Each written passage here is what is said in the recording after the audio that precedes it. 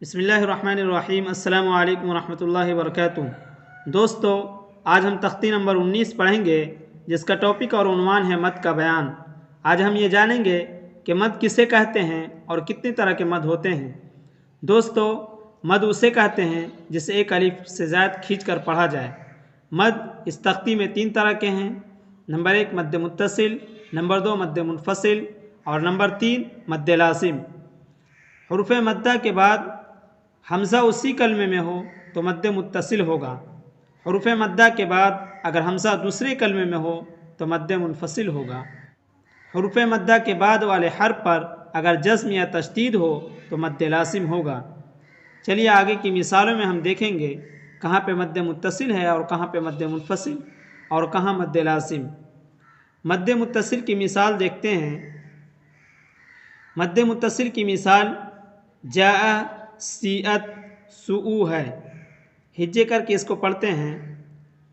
جیم الف اوپر مد، جا، حمزہ زبر آ، جاء۔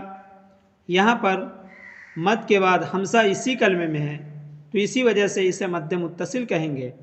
اور مد متصل اگر شکل میں دیکھیں تو مد منفصل سے کچھ بڑا لکھا ہوتا ہے۔ یہاں پر مد منفصل ہے، یہاں پہ چھوٹا لکھا ہوا ہے، اور یہاں پہ مد متصل ہے، یہاں پہ بڑا لکھا ہے۔ جیم الف اوپر مد، جا، حمزہ زبر آ، جاء۔ سین یا اوپر مد، سی، حمزہ تا زبر ات، سیئت۔ سین واو اوپر مد، سو، حمزہ پیش او، سوء۔ اب مد منفصل کی مثال دیکھیں گے، جیسے فی امرنا لا الہ انا انزلنا۔ مد منفصل میں کہا گیا ہے کہ مد کے بعد حمزہ دوسرے کلمے میں ہو تو وہ مد منفصل ہوگا۔ یہاں پر فی الگ ہے، امرنا الگ ہے، لا الگ ہے، الہ الگ ہے، انا الگ ہے، انزلنا الگ ہے۔ تو جب مد کے بعد حمزہ دوسرے کلمے میں ہو، یہاں مد ہے اور حمزہ اس کلمے میں ہے تو یہاں پر یہ مد منفصل ہوگا، یعنی اس مد کو تھوڑا کھینچیں گے اور لکھنے میں بھی چھوٹا لکھا جائے گا۔ یہاں پر بھی لا میں مد ہے اور حمزہ الہ میں ہے تو حمزہ دوسرے کلمے میں آ گیا تو اسی وجہ سے اسے مد منفصل کہیں گے۔ چلیے ہجے کرتے ہیں۔ فا یا زیر اوپر مد، فی، الف میم صبر ام، را زیر ری، امری، نون الف صبر نا، امرینا، فی امرینا۔ لام الف اوپر مد، لا، حمزہ زیر ای، لا ای، لام کھڑا صبر لا، الا، ہا صبر ہا، لا الہ۔